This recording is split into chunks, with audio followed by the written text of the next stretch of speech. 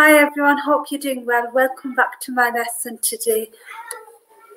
Hope you're enjoying your Saturday. In today's lesson, I'm going to be discussing IELTS listening with you and giving you some top tips how to achieve good grades for this part of your IELTS. So let's start with this then. I'm going to share my screen with you.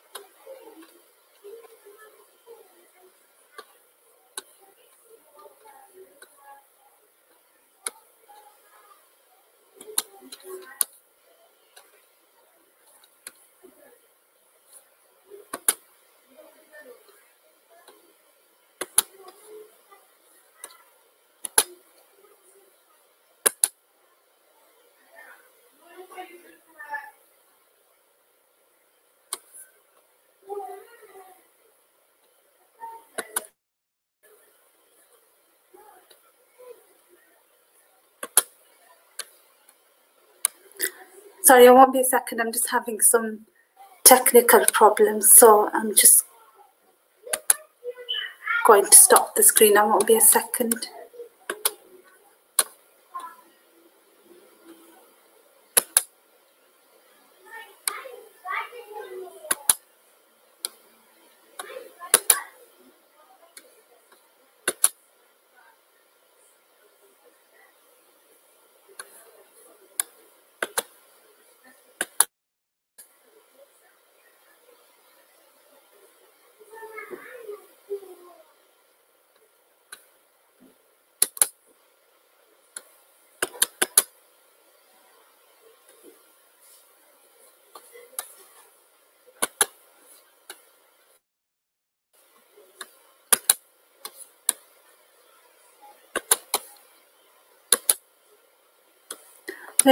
Really sorry about that. So we're ready to start now. Let me just share my screen with you. Yeah, that's fine. So we are covering the IELTS listening in today's lesson. And in today's lesson, it's listening section 4, which is a lecture, and it's a topic related to the key IELTS topics. It's usually a gap fill, so you'd be required to fill the gaps, and it requires practice with spelling and word formation. And some of the topics include farming, nature, wildlife, pollution, recycling, water,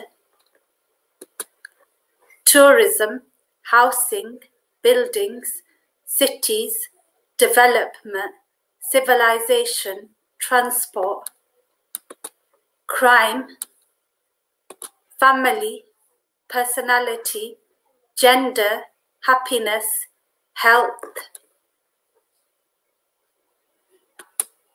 leisure, finance, education, languages, the arts, technology, and research. So these are some of the topics. Also inventions and the future.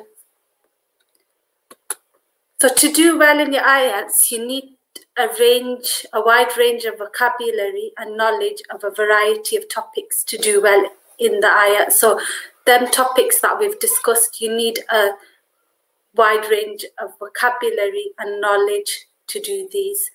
So if you think about, these are the lists of the topics that are included in the IELTS, and you need to research into these so that you have a wide knowledge and you can have the correct,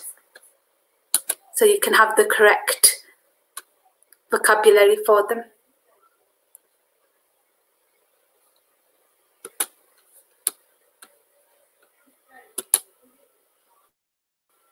So let me give you an example. There'll be four parts for your IELTS, and some of the areas will be, for example, so number one could be about the environment, nature, wildlife, farming, pollution, recycling, water, and tourism.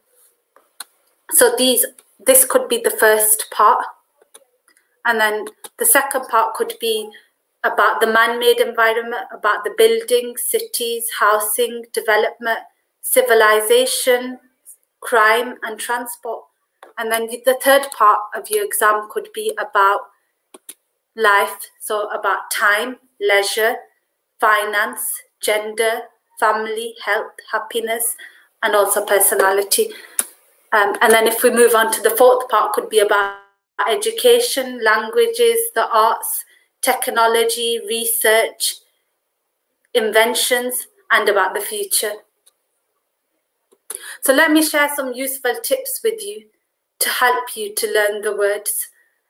These are some tips that I usually share with all of my students, so whether they're my personal students for any subject, I share all my useful tips that have helped me to pass exams.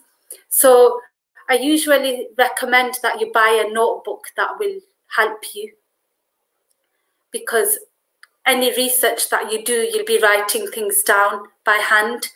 I do recommend that you use a blue pen, because this helps you to retain the information. And when you save things digitally on a computer, it's harder for your brain to register that and remember it. So I do recommend that you have a personal notebook that's just going to be specific to help you with the IELTS. And I recommend that you write the words with a blue pen, because this will help the words to register in your brain. And this is by through research, so it's not something that just personally I recommend. There has been a lot of research done into this, so use a blue pen to write the words. And also make sure you carry your notebook around with you. Name it like a special diary, so you keep it with you like a special diary, and use the list of words in your basic conversation. So aim to, whatever words you have written on the day, aim to use them words in your general conversations, or a basic conversation with your friends, your family, with relatives, with your teacher. So make sure that you are using them words that you've written down in day to day. Use a good learner dictionary. So learner dictionaries are designed to use clear definitions for words. Therefore, I recommend them as being the best toolkit. The best toolkit that you can have is a dictionary that's designed for anyone that's learning. So I would strongly recommend using the Longman online dictionary. So the Longman online dictionary gives the words in context with the pronunciation of whole sentences. So make sure that you go onto your Google Chrome search, put in Longman online dictionary, and that will give you the words for the learners. Oh, and just to let you know, it's free.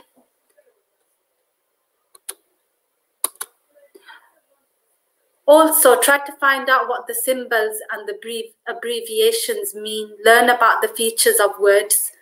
For example, is it an uncountable noun? And then for each word, write down the word form, whether it's noun, verb, adjective, adverb, and its other forms. So make sure you write the other forms, the tenses, like the past tense, the present tense, and the future tense for that word. Learn about tools to help you with your pronunciation. Most dictionaries use the symbol that you can see in my slide over here. They use that before the stressed syllable. So if that syllable is stressed, that it's a longer E, for example, when writing these words in your notebook, underline where the stressed syllable is. So let me show you an example because it's hard for you to understand. So this is an example, detrimental. So can you see where the symbol is? You can underline it. And then that helps you to break up the word. So you can say detrimental. If you do that with all of your words, it will help you with the pronunciation and the spelling. So I recommend that you learn a few symbols from the phonemic alphabet. And remember, the most important one is the weak sound. Hopefully we'll go through in more detail the phonemic alphabet in the next class, just because we're trying to focus on listening in this lesson. So learn about spelling patterns, because many words you'll find that they have patterns that you can use to improve your spelling. So for example, educate. So then we know that we're knocking the E off and we're putting I-O-N to make education. And same with donate. We're just knocking the E off and then we're putting I-O-N, which is donation. Bear in mind that there are words that use irregular patterns too. For example, there's long, which will then become length and also lengthen. Strong, strength, and strengthen. So bear in mind that there's irregular patterns. So with these type, they're not regular patterns. Keep a note of what comes before a word, because collocations are sets of words that always go together. Like sometimes you can say something is heavy, but you wouldn't be able to say it's strong. Therefore, you can't change the word heavy and use strong as an alternative in some sentences. You use fixed academic phrases. This will help you to write more fluently without having to spend time thinking about whether you're using the right words. Let me share an example with you. So, for example, you can use any of these phrases with each other. So you can use any of these to replace each other. That's it. So you can use any of these to replace each other. So rather than given the fact that, despite the fact that, notwithstanding the fact that. So if you memorize these, you can actually use any of these to replace each other. The best place to find these phrases is from the IELTS practice texts, because they are a great source of vocabulary. And just remember, the same words are used frequently. So in the past practice texts, the words that you'll find, there's a great chance that they will actually be in your actual exam. So has anyone got any questions? I'm just going to check that anyone's got any questions.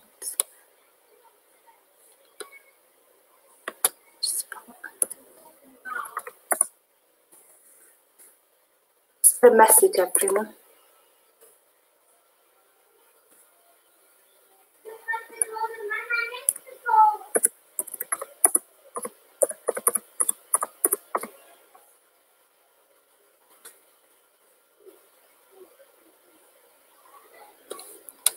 Hope you're all enjoying today's lesson. Please do let me know in the comments. So write down what comes after a word. This is especially important for prepositions and verbs. Verb form, I'd rather go, I'd rather you went. Can you see the difference? So I'd rather go, I'd rather you went. And find synonyms, but double check their use. So only use the synonyms that you feel confident to use and you've seen them before in the context. So in the context that you planning to use them, make sure that you've seen them being used in that context before. And write down the negative forms, antonyms. What's the opposite? So the opposite to lucky, unlucky, equal, unequal. Can you see how we just put un and we've changed it to a negative form? So obviously lucky is positive, unlucky is the negative form of the same word. So just by adding un to the word, we've made it negative. Antonyms are really useful for questions that are, so if you think about the true, false, not given type of questions, when the answer is false, it's often an antonym of the statement. Check the style and the register of the word. A dictionary will tell you if the word is formal, slang, or even archaic. So make sure that you do check your words in the dictionary. For example, you need to know whether to use a word informally or not, because if you're writing formal speech, you don't want to be using informal language in that. Hopefully, I'll share with you a list of the academic words with their forms in the next lesson, because we won't have that much time in today's lesson to actually cover the extra points, because what I want to do is share an example for the listening test with you also. So I don't think we'll have enough time to go into detail. So we'll try to stay on the topic today. Make sure you learn about prefixes and the meanings. Take an interest in word origins. If you know what the root word means, it can help you guess the meaning from the context. I'll share one that commonly comes up in the exam. So aqua is one that's really common in the IELTS exam, and it means water. You might see it in any of these forms: aquifer, aqueduct, aquatic. So you know it always relates to water if you see aqua or any of them. Review words often. Research in the past has shown individuals need to hear and see words 12 times before it registers or sticks with them. So in the past research, it's shown that most individuals need to hear and see the word 12 times before it registers with them and sticks with them. So once it registers and sticks with you, you can use it in day to day, on a daily basis. And before that, it's just like a word where you'll easily forget it. So try to use it as much as possible. Try to look at it as much as possible so it registers with you, and then it'll stick with you. So just to check with you, have you ever used a mind map? This is something that I've always used, a mind map, for revising for my exams. And I always recommend mind maps for my students as well. So basically you have your main topic in the middle, and then you have arrows coming out for the information that's needed to do with that topic. And I find that these are really, really good. I really recommend them to you. And let me know in the comments, because in one of our lessons we can actually discuss how to create a mind map. Also, it's a graphical way that would represent your ideas and concepts. It's a visual thinking tool that helps to structure the information correctly. So when you look at it, it's visual, and it's a thinking tool, so it helps the information to stay in your brain but in the correct format. Make your own vocabulary bag. So I suggest to my students to write at least 12 new words per day in their diary. So I always refer back to the diary because I really want to stress that it's so important that you have your own diary that you have as your revision guide. So with my students, I do recommend them and suggest them to write at least 12 new words per day in their diary. And I also ask them to write the negative form and the synonym for them words. So not just 12 words they're writing, they're also writing the negative form and a synonym for that word. And what I find, it's amazing how these words become automatic. And I've noticed that the students really enjoy this way, this fun way of learning, because it's experimenting and it really gives them a chance to have fun with their words, and we want learning to be fun. So, but through experimenting, it becomes like enjoyable activity. After they are confident using them words, what I do is I pick a random word from the list and then ask the individual, can you put it in a sentence? The trick here is I teach them to use the word in a simple sentence, and then they memorize the sentence until it becomes automatic and they can use it in some sort of term in everyday life.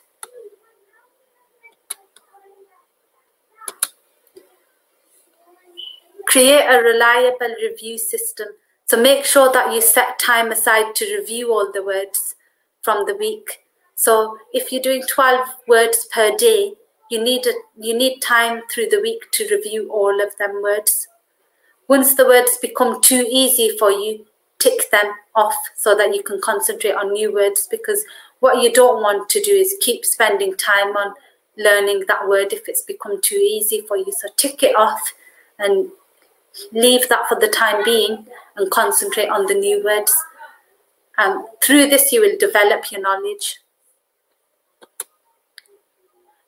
Always get someone to test you. So in my classes, I always test my students or ask students to test each other. And this helps to get them motivated. So they really actually look forward to their tests because they really practice for them tests. So find a mnemonic memory aid for words you keep forgetting. So for example, dessert meaning a sweet dish, and then desert meaning a desert where you'd like near a beach. The way I would remember dessert meaning the two S's in there, I would think 2 sugars. Yep. So for me personally, 2 sugars, dessert. Desert has only 1 S. So think about it, only has sand. So 1 S. There's so many other examples like this that I can give you. Common word people do misspell, and this is one that's commonly with most of my students. Receive. So in receive, the E and the I, they always get this mixed up, which is easily done. What I suggest to my students is try to memorize the rule of the I comes before the E, except after a C. So the rule is, if you look, believe, so you know that the I comes before the E there, believe. Receive, we know that there's a C. So we know the E comes first. So if you have a look, believe, because it's got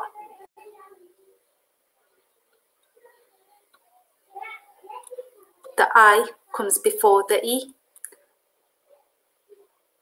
After the C rule, the E. So just spend some time to have a look at that and familiarise yourself with it. I'm just going to see if we do have any comments so far.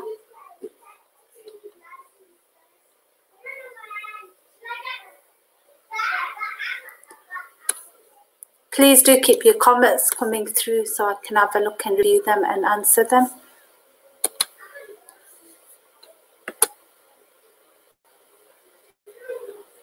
So you can use online apps to help you with spelling, although personally I think the best way is to write them down. As research does prove, the best method is when you write the words down. A top tip is audio record the words on your phone. So listen to the words when you research them on the dictionary and play them on through Google. Try to mimic the online dictionary pronunciation of your specific list of words. So mimic it, say on your audio record on the phone, and then you can keep playing that back. So after recording that, you can listen to it as much as possible. You can also say the words to, if you do have Siri search on your mobile, you can, once you've learned to pronunciate them, you can say them to Siri and see if you've said them correct. And for Android users, obviously use Cortana.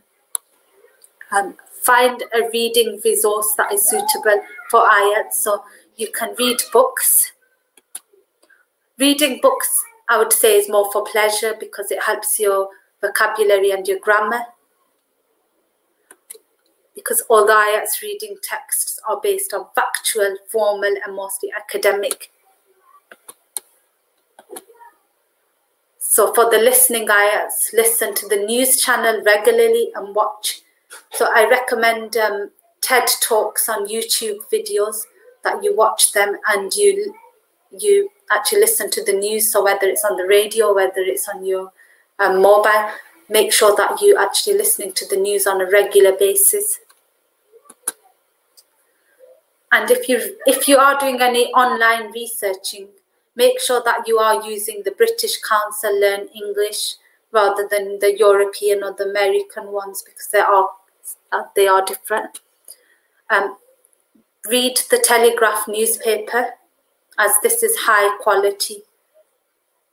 Although the best materials are from past tests, so I'd strongly recommend using the materials from the past tests. But if you do want to read a newspaper, Telegraph is a good one. And then also learn independently, so don't wait till your lesson day. Think about learning as part of your life, so you're learning on a regular basis independently without a teacher. And the learning process should become a part of your daily life. Obviously, therefore, don't wait for your lessons only. And do keep attending lessons because it does help. Have a positive attitude. So you don't want an attitude where this is impossible, because nothing's impossible. It just takes practice. IELTS listening. So let's have a look at the listening. Actual test would be, the time would be approximately 30 minutes. You'd have the instructions to the candidate. It would recommend you to answer all the questions, and you can change your answers at any time during the test. And some more information for the candidate. There's 40 questions. Each question carries 1 mark. There are 4 parts to the test. You'll hear each part once. For each part of the test, there will be a time for you to look through the questions and time for you to check your answers. Yeah. At the end of the test, you'd be given 10 minutes to transfer your answers to the answer sheet. So let's look at an example. So this is an example taken from a recent IELTS exam. And as you can see, it's part 1 that I've used for an example. So you have questions 1 to 10. And it says, complete the notes below. Write no more than 1 word and or a number in each gap. And there you've got some information there. Listen carefully and answer the questions 1 to 7. So this will be the instructions and this will be the tape that's played. So it'll give you some information. So it'll say, hi, can I open a bank account, please? Sure, come on in, make yourself at home. I'll just get some details for you. It won't take long. Okay, right. What kind of account do you want? A deposit account. Okay, I've got the application form here then. Just to stop there a second, when you listen to the recording, it'll be a conversation. There won't be any breaks in the conversation, so it'll just be like a fluent conversation. So you do have to listen really carefully. Have a look at this leaflet. We have several types. I've decided on the one called Classic. Good, that's fine. Can I have your full name, please? Yes, it's Jonathan Fox. That's Jonathan. Can you see that there? Because anyone thinking Jonathan would spell it with an O, but you can see that at the end there it's got an A. All right, thank you. Your date of birth, please. And then it'll carry on, so it'll be a recording of a conversation. So the 21st of January 1970. Right, do you have another bank account in the UK? No, not yet. This is the first one. Okay, fine. And what is your address in the UK, sir? 10 Island House, South Quay. That's East London, isn't it? Yes, near Canary Wharf. Right, yes, that's right. How long have you been at your current address? Just about 1 month, actually. Okay, that's fine. Can I ask for your previous address? It's flat 3, Canada House, Queen Street. Is that all? Yes. That's Edinburgh, right? Yes. Okay, thank you.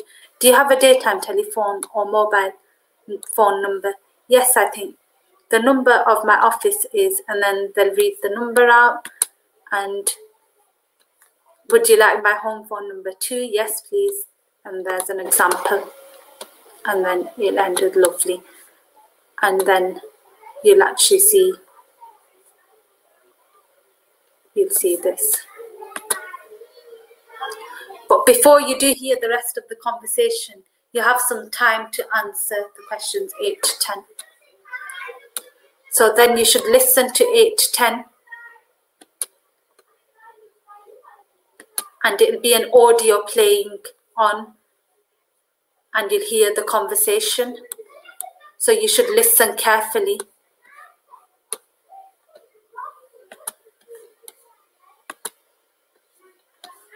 And there you go, some more information. So you would hear this in an audio being played, and you'd have the question in front of you.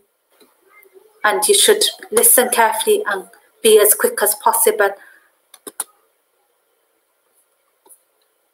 So there's the rest of the conversation.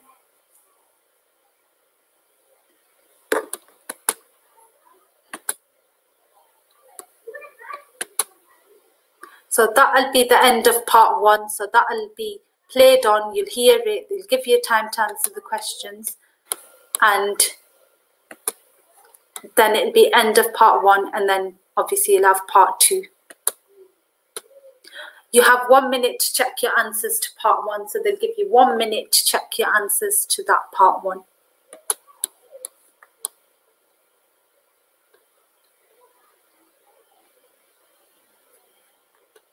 Obviously, like we said, then it'll be an audio that you will listen to. And IELTS 1 section 4 is listening. As the listening module of the exam involves listening, reading, hearing and writing skills, learn to use them simultaneously. Concentrate on the questions one at a time, but be prepared for the next question. Look ahead if you have time. So if you do have time and you've done the question, please do look ahead and start on the next one. Listen to the instructions on the tape as well, because usually in the audio tape there's general clues that they give you in the audio tape.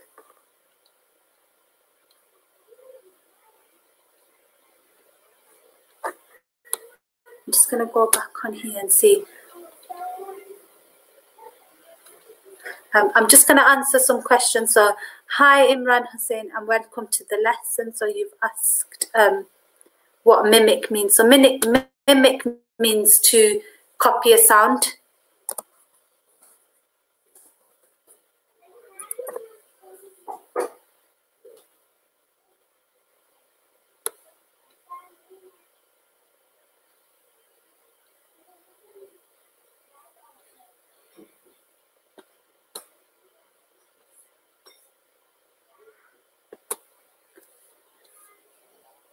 So let me just bring up my next slide. So if I give you a little introduction to the listening part, it is an academic talk by one speaker. Academic lectures are usually structured. So you have an introduction, you have main points, and then examples. And notice when the speaker moves from one main point to another. So you have to pay attention, close attention, because the speaker will speak about one main point and then move to another. Follow the structure of the talk to keep your place in the audio.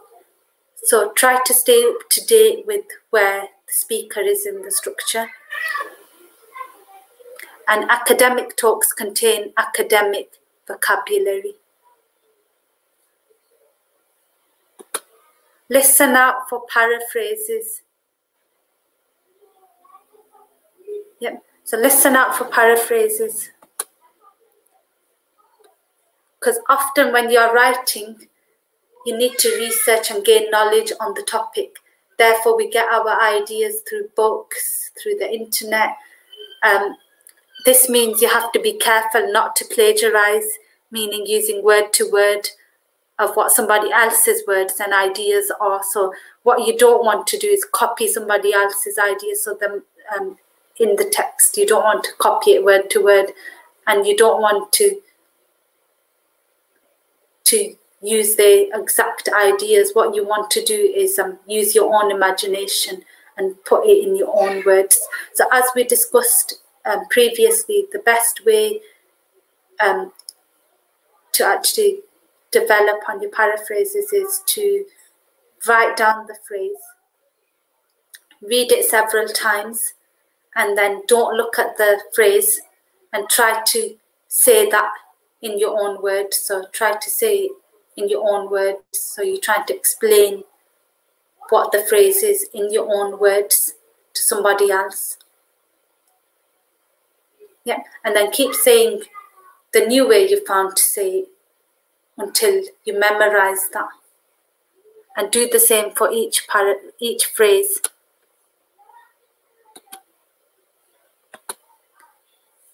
Yeah, so paraphrasing is often defined as putting a passage from an author into your own words.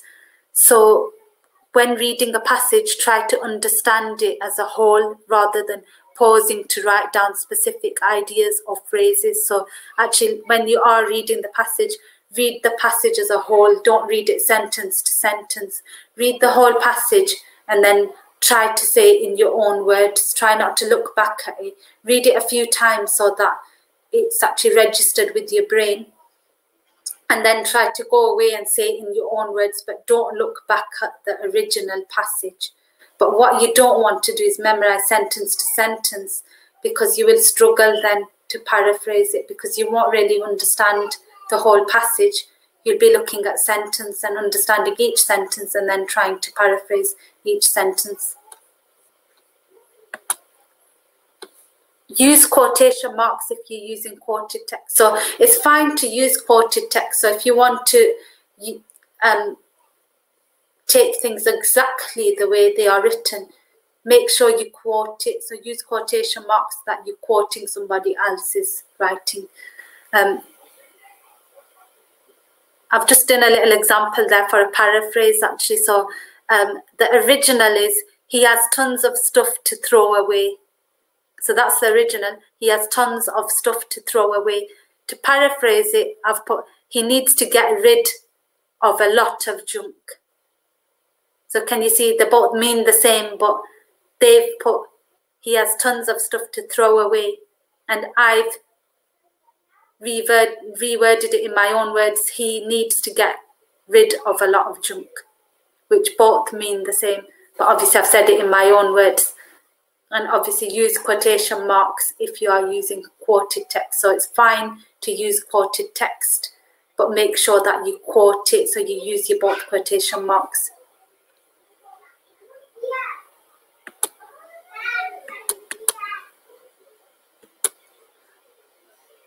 So yeah, I do want to check that if anyone's got any questions to do with the listening part. So I'll just have a look now.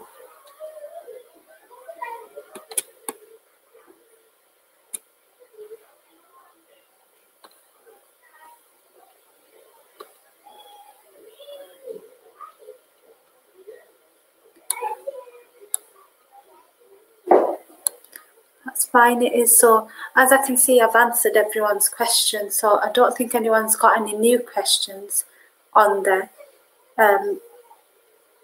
So in today's lesson, as we were focusing on the listening part, and I was just trying to help you to understand the listening part, that you're listening to an audio and then you're actually answering questions, and they might ask you to answer the question in a single word or a number, so you're actually answering it as best as you can. So if you get stuck on anything, please continue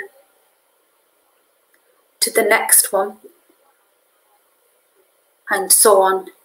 Try to answer all the questions, most importantly, and then at the end, when you've got 1 minute to go through it, you can change things, but please do try to answer all the questions on the listening part.